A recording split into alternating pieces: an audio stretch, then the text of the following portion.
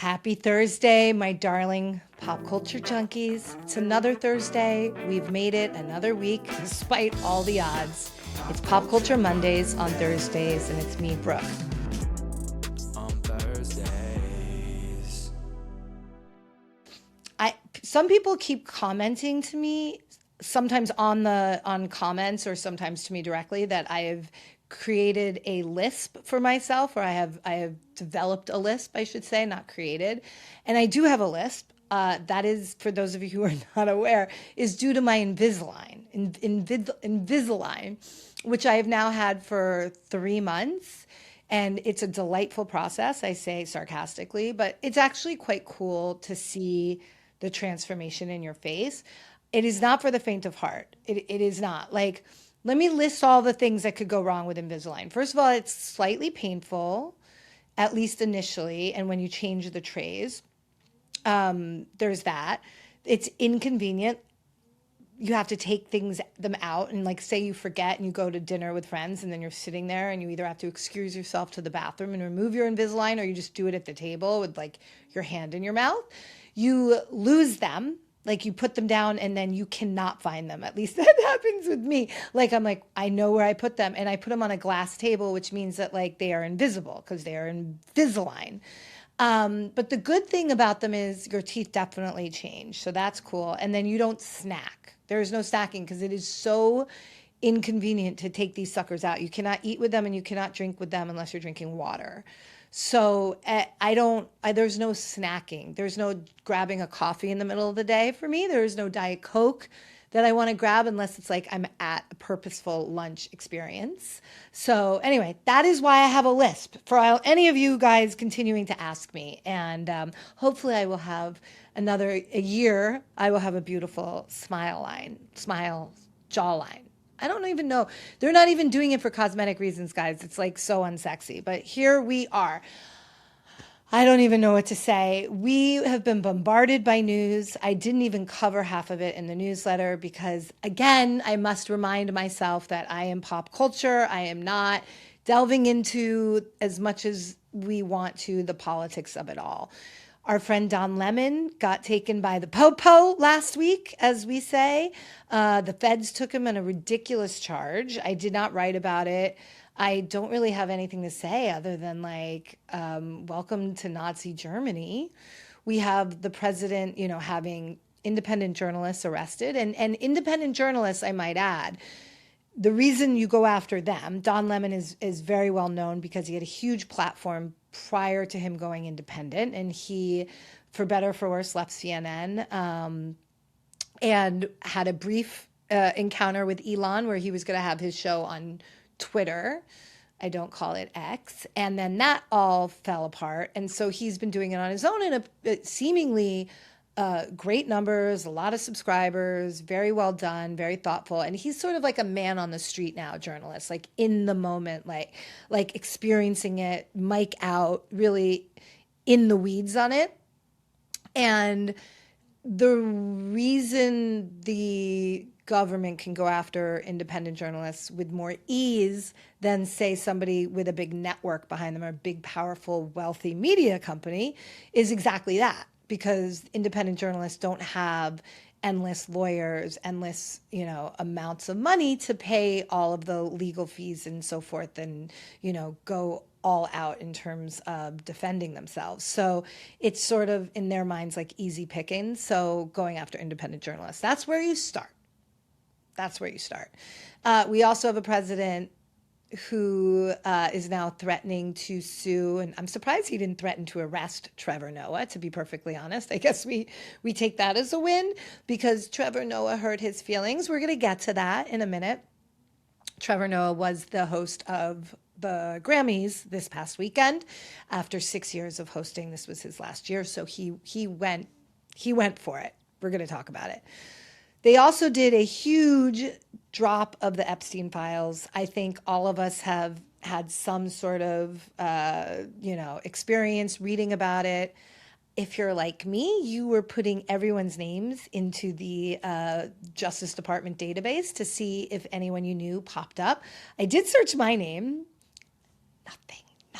I mean, honestly, I wasn't sure. Not that I knew I didn't interact with him, but like if somebody had sent an email with my name in it, I don't know. Because there are more people I know than not involved in this situation. Like whether inadvertently, like I said, they're mentioned in an email. But I know too many people connected to both Epstein and Ghislaine. And I will say for most of them, like, I probably don't know how to pronounce this word. I've said it on the podcast before, but I always mispronounce it. Schadenfreude. It's a hell of a drug, guys. It's a hell of a drug. Like, I will say as I get older, I really do find that as a delightful thing that happens here and there. So for those of you, you know who you are. Some of them, by the way, some of them I warned. Like I knew that there were people having rumblings years and years and years ago. And I contacted one in particular, their chief of staff, to let them know. I was like, I'm hearing things. Like, I want you to be aware. Like, I can't imagine that happened, but just so you know. And instead of being grateful and saying, Brooke, thank you so much. Wow, this is pretty serious, and I'm sure this isn't correct, but we're going to look into it. I was gaslit into being made to feel that I was dumb and a sort of fire starter and somebody who buys into anything and was clearly being manipulated by the journalist. Anyway, that motherfucker is in the Epstein files. Like, not just the guy I was talking about, but that chief of staff. That chief of staff who already knew, because it predated, the emails predated my calling him up and being like, So Schadenfreude is a hell of a drug. Hell of a drug. But I don't want to sit here and talk about the Epstein files, though we will talk about one person in there that is really interesting to me. And I have way too many people that I love that follow this man on Instagram. So, like, ew. But first and foremost, I did make this newsletter this week about something I don't normally do, which is about something I haven't yet seen. I don't write about movies or content or things generally that I have not myself watched.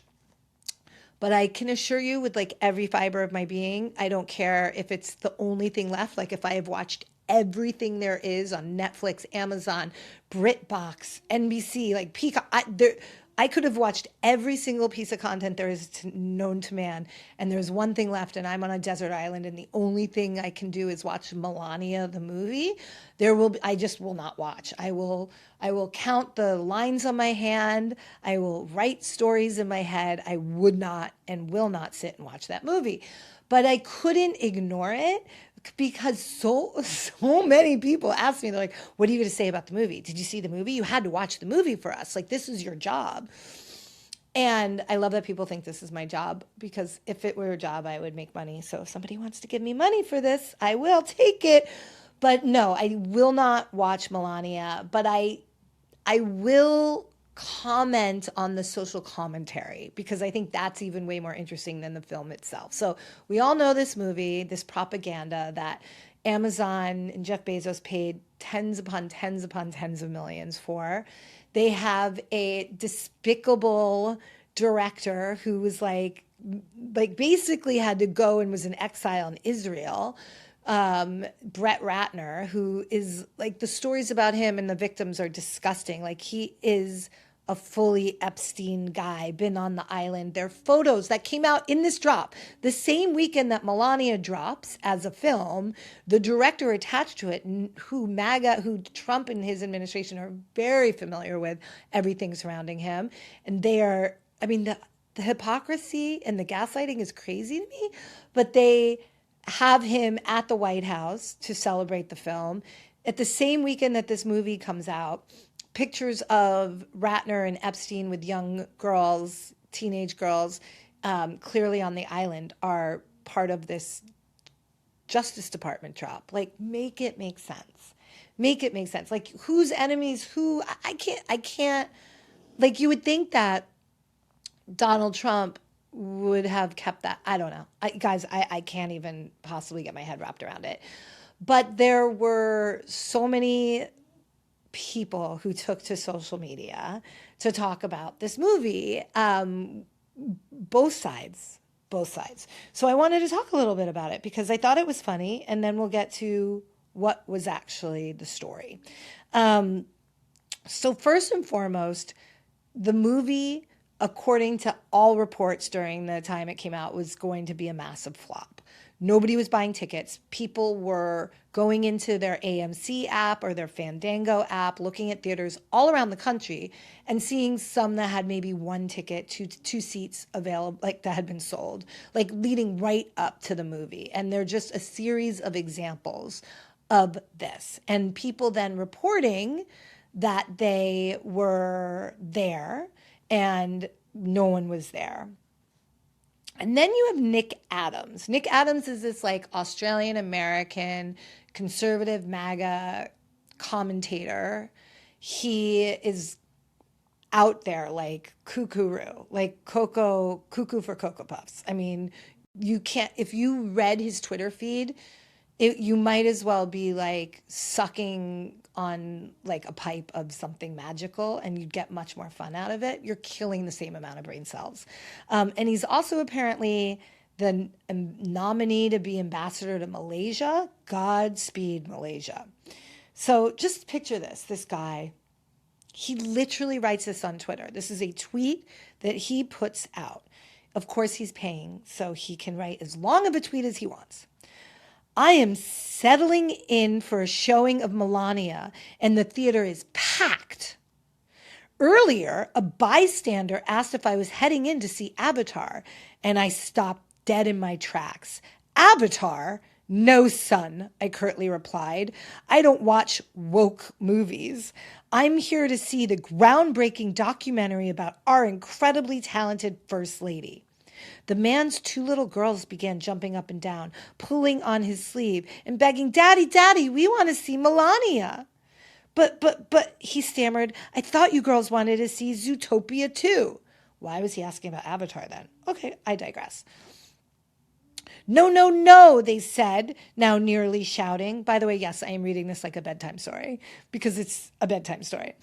We want to see Melania. She's the most beautiful First Lady ever. Their father was scrambling, stressed out, and disoriented. Girls, I'm afraid you aren't the only ones who are captivated by President Trump and his beautiful wife, I said, kneeling to get on their level. Virtually everyone in this theater is here for the 7:30 p.m. showing, and it's been sold out for days. Tears began to well up in their eyes. But, I said in a hushed tone, I happen to have a few extra tickets with me, and I'd like you and your dad to have them. They jumped for joy and began hugging their father. He looked relieved as he wiped the sweat off his brow with a smile. I handed him the tickets and pulled him close. Raise these girls right, I whispered. Teach them to be classy conservative women of faith, like Melania. Don't let them become like Meghan Markle. Capiche? He hugged me and thanked me profusely. What are you going to do now? He asked. Don't worry about me, son, I told him, with a twinkle in my eye. I've already got tickets for the next showing. Okay. It's a story. It's a bedtime story or a nightmare or a horror movie. But like this guy is saying literally this happened to him. So I want to unpack it because first and foremost, he has extra tickets because this is what I actually believe. I don't believe any of this, but I do believe there is kernels of truth you can get from it. I believe people like Nick Adams did buy multiple tickets. I think they probably all there was like a conservative effort to like, we can't let this fail. So Donald Trump, like whatever, they spent $100,000, they spent $10,000, they spent $500. People were buying up tickets, not necessarily going to the theater and being in there, but I do think that's what boosted the numbers a bit, which we'll talk about. But this never happened. This interaction is not, I think any of us can sniff out bullshit, whether we're reading it, seeing it, hearing it, that's bullshit. It reminds me of like, I wrote in the newsletter, like my parents went away on vacation and I was a junior in high school and they came back and I was just sitting, like acting very nonchalantly, but overly like formal in the kitchen, and they had been there for a bit, and they're like, "How are you?" And I go, "Good. You were missed. I missed you. I missed you so much." They're like, "Oh, okay. How was everything when we were away?" Everything was great. I listed out all the chores I had accomplished, all the things I did at school. I was overly detail oriented with all of the things. Did you have anybody over, Brooke, when we were away? No, Mom, absolutely not. You made me swear that I would not have people over to the house while you were away. And I did not have people at the house. At which point my father comes in with 3 hefty bags filled with vodka bottles and beer bottles. So I got grounded and my car was taken away from me. That's what this is. It's just a lie. It's just a full-on fib. And I love this tweet, this pie graph. Did this happen? 90% of the blue is blue for no. And then the little pie sliver that says is yellow. And it says yellow is no, but in yellow. So it did not happen. It did not happen. Jeopardy. Things that never happen for $1,000. This event is something that has absolutely never happened ever. It's just so funny. So you know the level of they say that people have Trump derangement syndrome, but like, and I know that's directed at the liberals, but I think these people have Trump derangement syndrome. Like there is a disease going around on both sides. People are just losing their minds. But people had really fun with the sort of the ickiness of this film. Here's a picture of people jumping out of an airplane in mid-flight. Breaking, here's an exclusive photo of passengers' reactions after an airline tried to play the Melania film in flight. And then I don't know if you guys have seen all the billboards. There are a lot, but the billboards have been defaced. In fact, there's a digital billboard on Sunset Avenue. I can't believe I just said that. Sunset Boulevard in Los Angeles, right below where I live. And you can't, I guess you could break the glass, but it's a digital, so it's very like lasts for 10 seconds. But every time I'm with somebody else in the car, people were like, I wish I could break that. But these are some examples of Melania billboards being defaced. There is one where I really do love this one. It's actually really beautiful, the way it's done. It looks like a Banksy, to be honest. She's sitting on the chair with her high heels, and it's just the black and white Melania, and she's sitting there like on a business chair, and then underneath her, it looks like poop coming out of her, and then the American flag, which is the only color you see at the base of the chair. So she's sitting on the chair and she's pooping onto the American flag. So it's about creative expression, if you will. And then a lot of them have been defaced. I'm not even going to say. I'll put them up. You can see them, but at the bus stops. I mean, what do you think was going to happen? Truly. And I love this guy. He did us a favor and went to go see the movie. Listen to his reaction. All right, so I'm super excited, super excited. I am actually going to the drive-in movie, and I'm going to see the new Melania. I know, but I want to see what it's about. So here we go, drive-in. Wow, this is crystal clear. Man, they must have got Dolby surround sound. Oh my God, I'm so excited. Look at it. Oh my God, the new Melania is starting out just fantastic. Look at all of the information, and it's just awesome. I'm learning so much about Melania Trump right now. This is a cinematic experience. Reveal he didn't see the movie. He went to look at a dumpster. It was a dumpster. Oh God, the kids are funny. But then the bigger controversy to me above all of it was this Sunday, all of the media reporters, like the Brian Stelters of the world and the Matt Bellamy's of the world, started reporting Melania's a hit. Melania's a hit.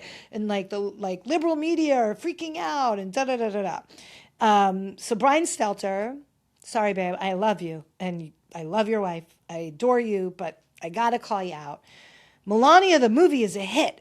Box office numbers will be out later this morning, but it's already clear that Melania is the best performing documentary of its kind in a decade.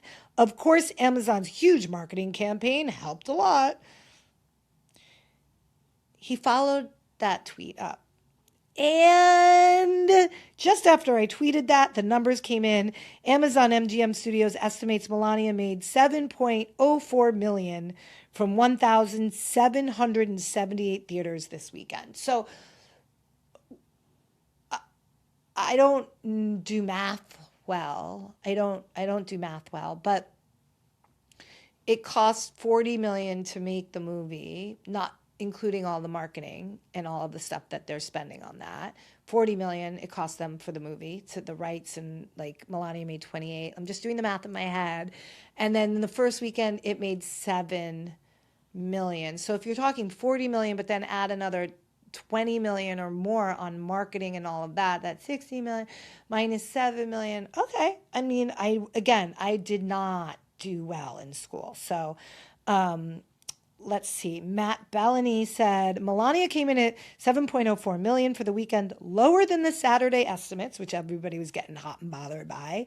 Race demos, 75% white, apparently older white women. So I feel very targeted by that description as an older white lady because I was not in that theater. 75% white women, 11%, or 75% white, 11% Hispanic, 5% Asian, 2% African American, 8% Native American and other, which, okay. Yeah. So then this is interesting. Melania, this is Bakari Sellers. Thank you for actually speaking the truth. Made $7 million. They spent about $70 million to acquire and market the movie. So I was off a little bit. Critics panned it. It scored an 11% on Rotten Tomatoes.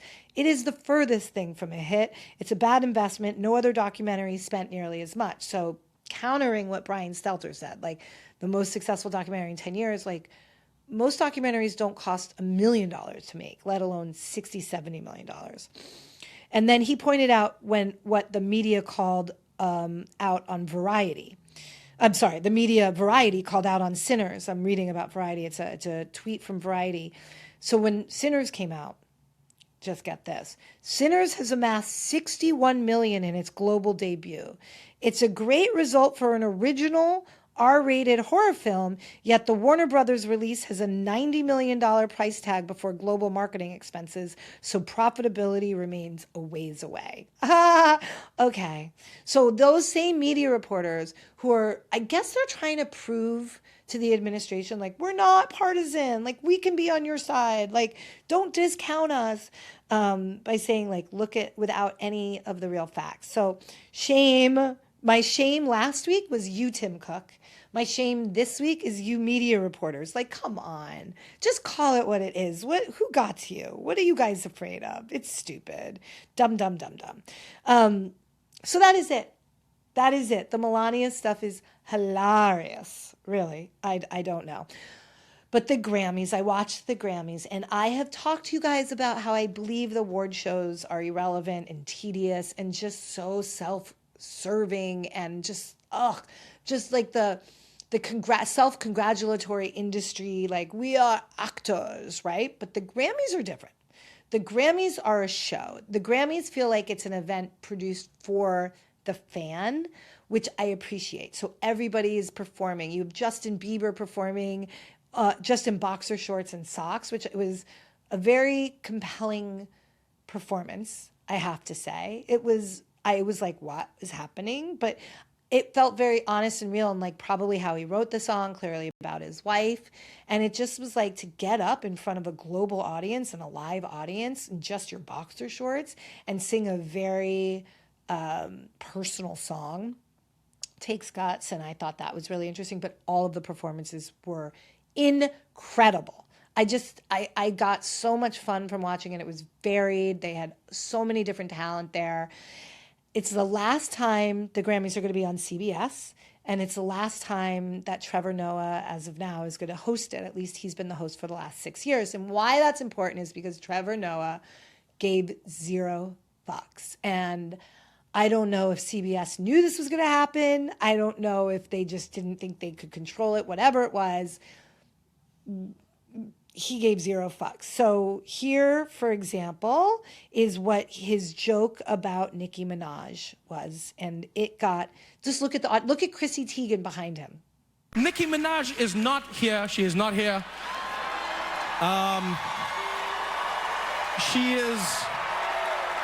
She is still at the White House with Donald Trump discussing very important issues. Actually, Nikki, I have the biggest ass. I have it. Everybody's saying it, Nikki. I know they say it's you, but it's me. Wop, wop, wop. Look at it. Look at it, baby. Yep, that went over. I mean, people were laughing.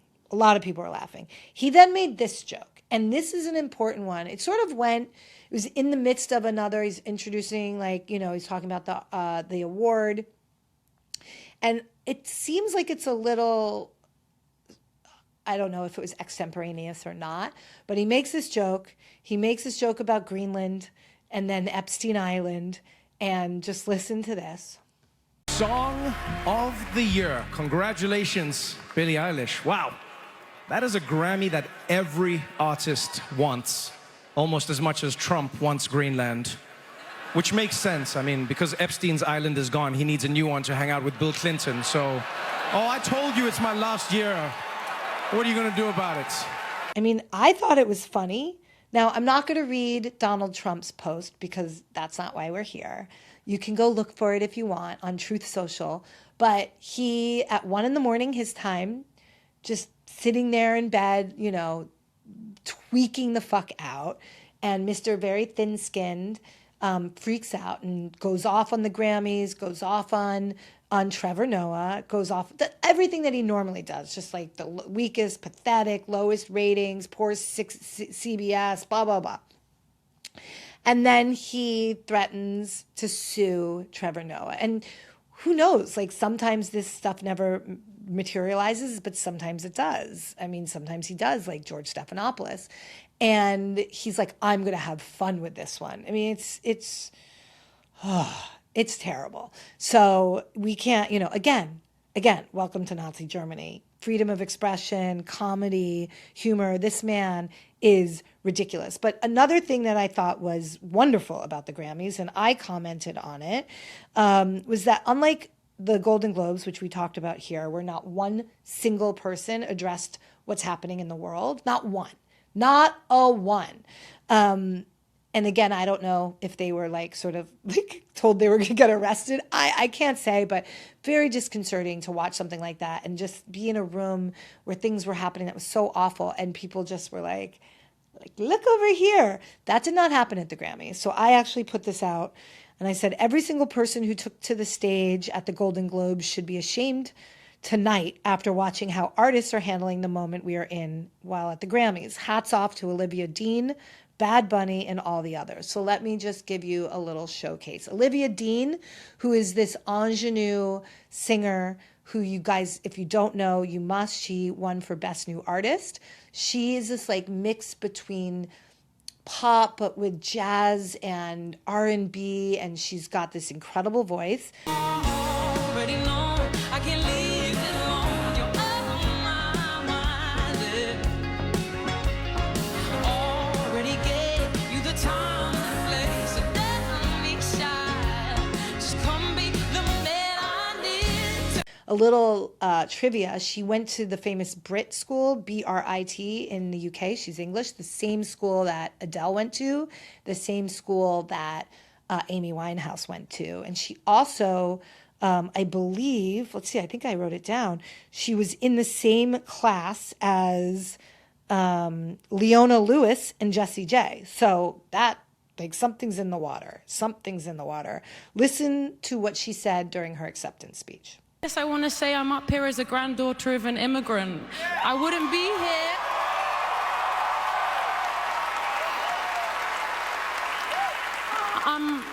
I'm a product of bravery, and I think those people deserve to be celebrated. So yeah, we're nothing without each other. Thank you so much. I love you. Thank you so much. Bye. Yep. And then Billie Eilish, a lot of you probably have seen it, but she gave during her acceptance speech, she gave a bit more of a direct commentary on ICE and so forth. Thank you so much. I can't believe this. Everyone else in this category are so amazing. I love you so much. I feel so honored every time I get to be in this room. And as grateful as I feel, I honestly don't feel like I need to say anything, but that no one is illegal on stolen land.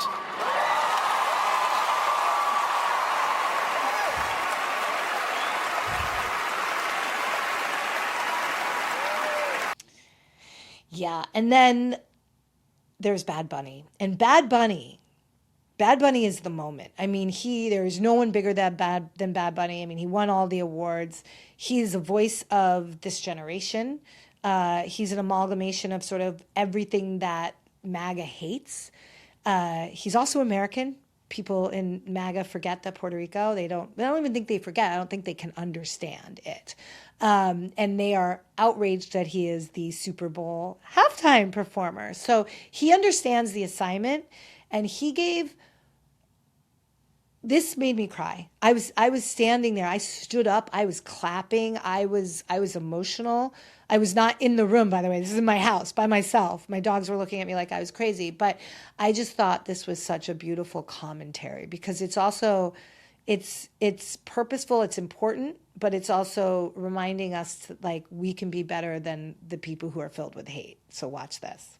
I'm gonna say, eyes out.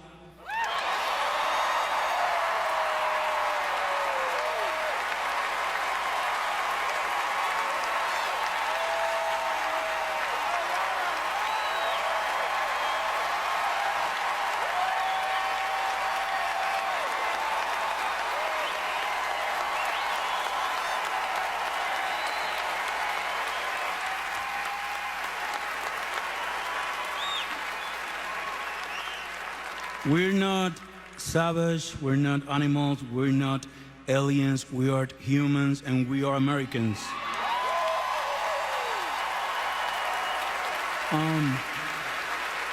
Also, I want to say to the people, I know it's tough to know, not to hate on these days. And I was thinking, sometime we get contaminados. I don't know how to say that in English.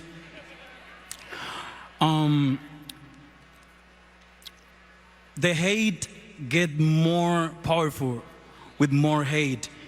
The only thing that is more powerful than hate is love. So, please, we need to be different. If we fight, we have to do it with love. We don't hate them. We love our people, we love our family, and that's the way to do it, with love. Don't forget that, please. Thank you. Thank you, God. Stunning. No notes, really, no notes. Something I do want to point out, and I would direct you all to the newsletter this week, is I did something really fun. I realized that a lot of people don't know some of the new artists that are out there. They're like, I've never heard of these people. So rather than like just referencing them, I did a little cheat sheet tutorial of all of the nominees of Best New Artist, and I did a little write-up of them and like gave a video of one of their songs. So I'm not going to do it here, also because of rights, but what I think is interesting is that you have Alex Warren, who has a song everybody's heard of. He was a YouTuber and was one of the founding members of the Hype House, which was one of those TikTok creator homes that was like big in the beginning of TikTok, where a bunch of creators would live together in like a mansion and just like churn out content together. He's turned that into a huge career. I mean, the video that I posted has 273 million views. You also have Addison Rae, who was nominated. She was a TikTok star. That's how she started. She is fully a TikTok star, one of the most followed people on TikTok, and she's parlayed that into a music career. Cat's Eye, who we talked about here before, went viral in this Gap ad. This is a girl group. They're from all over the world: Philippines, South Korea, Switzerland, and the US.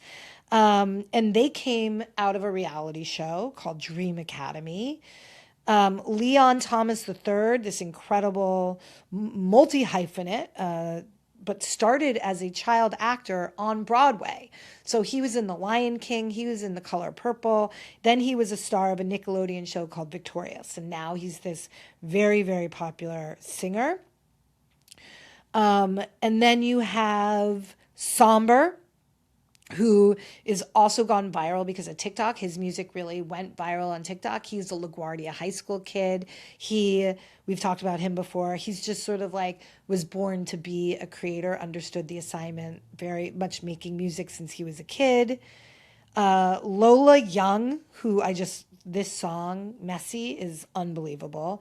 She's sort of the grittiest artist. She's from the UK, but also came from a talent shows, one of these like do you have got what it takes? So a lot of these sort of talent shows, broadcast things that have become quite popular. And then you have the Marias, and they're different. They're like an indie pop band. But what's so interesting about them is that they sing both English and Spanish. So some of their hits are purely in Spanish. The singer Maria is from Puerto Rico. And then you had Olivia Dean, as I told you, and she is just like an ingenue. She is like Adele and Amy Winehouse, like clearly was a star from the time she was born. And interestingly, her parents, who were not in the music business but were huge music fans, gave her the middle name Lauren, spelled like Lauryn Hill, in honor of Lauryn Hill, who she got to see before. So all of that is pretty cool. Go check out the newsletter. It'll be in the show notes to get a deep dive on all of them.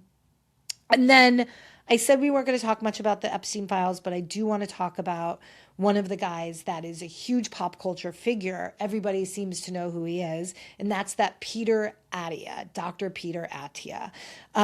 He's in that sort of Huberman life extension, longevity, like how we can hack the system kind of world. Maybe a little bit more legitimate than Huberman because he's like an actual, like he different kind of doctor. However, while he is an MD, he's not board certified. He dropped out of his surgical residency. After all of that, you drop out of your surgical residency. I think this TikToker sums it up, at least what was going on in my mind when I heard that. Guys, this is a friendly reminder that if your doctor quit residency towards the end of his residency and then never got board certified in anything and ends up in the largest Epstein file drop to date and has spent the last several years hanging out with this man after he was already charged, selling you on pseudoscience, chances are he's not a good doctor. Yeah. I don't understand it, but he's made himself into a celebrity a la, the people that before him had Oprah to do that for them, like our Dr. Oz and Dr. Phil, doctors again. He has, partnered with Aura Ring, AG1, 8 Sleep, like money.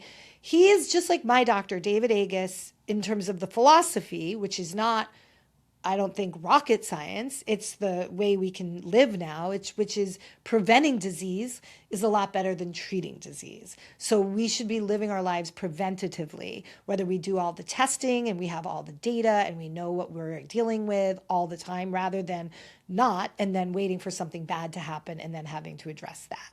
Also hacking our bodies, whether it's exercise and how to, eat and protein and all of that.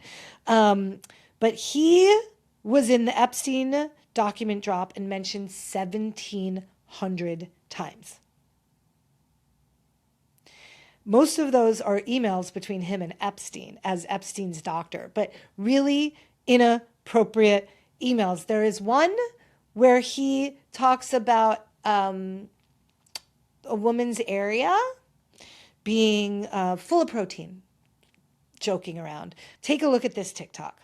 How's your weekend going? The answer, much better than this guy's. That's because longevity and wellness grifter and Dr. Peter Attia's name was in Epstein's files.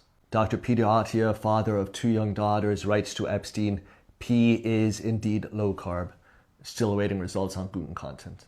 In a disgusting thread titled Got a Fresh Shipment, Attia writes to Epstein, the biggest problem becoming friends with you? The life you lead is so outrageous, and yet I can't tell a soul. Now, he did recently make a statement. Let me read this to you. What's also really sad is that apparently he had a very sick daughter in the hospital during this period of time, and his wife was trying to get him to go to the hospital, as this person was saying, and he didn't because he said he had business, and yes. So he said this: the following email is what I sent my team last night. I sent a similar version to my patients also. You've put your trust, your credibility, and your hard work into what we have built together, and I take that responsibility seriously. You deserve a complete and honest account of what did and did not happen. I apologize that I did not get this out sooner, but I want to be thorough. The purpose of the DOJ releasing these documents is clear: to identify individuals who participated in criminal activity, enabled it, or witnessed it. I am not in any of those categories, and there is no evidence to the contrary. To be clear, I was not involved in any criminal activity. My interactions with Epstein had nothing to do with his sexual abuse or exploitation of anyone. I was never on his plane, never on his island, and never present at any sex parties. That said, I apologize and regret putting myself in a position where emails, some of them embarrassing, tasteless, and indefensible, are now public, and that is on me. I accept that reality and the humiliation that comes with it. I want to start by directly addressing the email thread that I've been asked about the most. In June 2015, I sent Epstein an email with the subject line, "Got a fresh shipment." The email contained a photograph of bottles of metformin, a medication that I had just received from the pharmacy for my own use. The subject line referred to the shipment of the bottles of medication. He replied with the words, "Me too," and attached a photograph of an adult woman. I responded with crude, tasteless banter. Reading that exchange now is very embarrassing, and I will not defend it. I'm ashamed of myself for everything about this. At the time, I understood this exchange as juvenile, not a reference to anything dark or harmful. At that point in my career, I had little exposure to prominent people, and that level of access was novel to me. Everything about him seemed excessive and exclusive, including the fact that he lived the largest home in all of Manhattan, owned a Boeing 727, and hosted parties with the most powerful and prominent leaders in business and politics. Guys, it goes on. It's astounding. If you're going to fire Olivia Nuzzi from Vanity Fair for something an ex-boyfriend is claiming she did, CBS, who just hired this motherfucker to be their, I don't know, correspondent, I don't know, like whatever it is, I hope they fire him. And this man, and this, like, he had a plane, guys. He had the biggest house in New York. And so therefore, I joked about pornography and women in sexual innuendos and so forth. I can't even tell you, there's 20,000 words. I'm not going to go on. It's gross. Too many of you follow him on Instagram. Stop following him. This guy is a fraud. And he's also gross. So, there's so much more I actually want to talk about, but I want to close out with an homage to Catherine O'Hara, because she was our mom in so many ways, from Home Alone from Beetlejuice, really, Home Alone to Schitt's Creek. I mean, Moira Rose, you are an icon. And her death that was sudden and unexpected, I think rocked a lot of us. And I hate to see it. She was such a talent. She brought something to screen that I don't think any of us have ever seen before and likely will not see again. So I'm going to close out with some of my favorite clips from some of her iconic roles. Kevin's not here. Kevin's not here. Kevin's not here. Kevin's not here. Kevin's not here. Kevin's not here. Kevin's not here. Kevin's not here. Kevin's not here. Kevin's not here.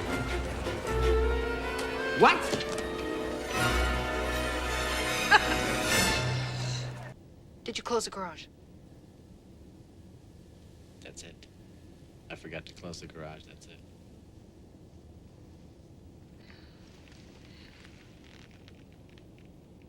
No, that's not it. What else could we be forgetting?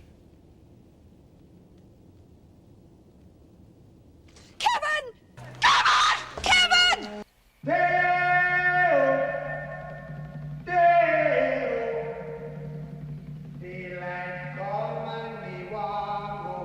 It's cute, Delia.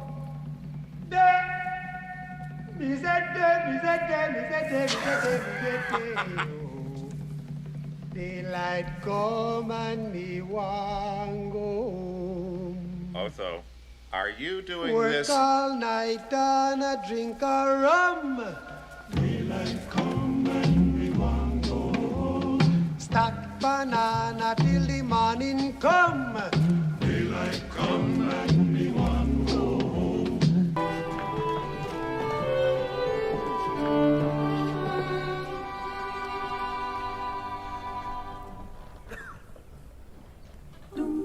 I was so lost, didn't know what to do with myself.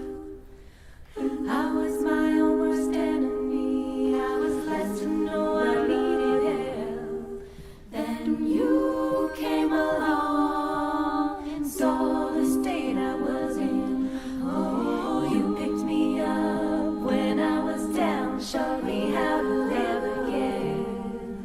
And thank you. Thank you, Live Nation, for making this podcast possible. Thank you guys for all checking in and subscribing. And thank you, Ethan and Joe, for making it happen. Have a great week.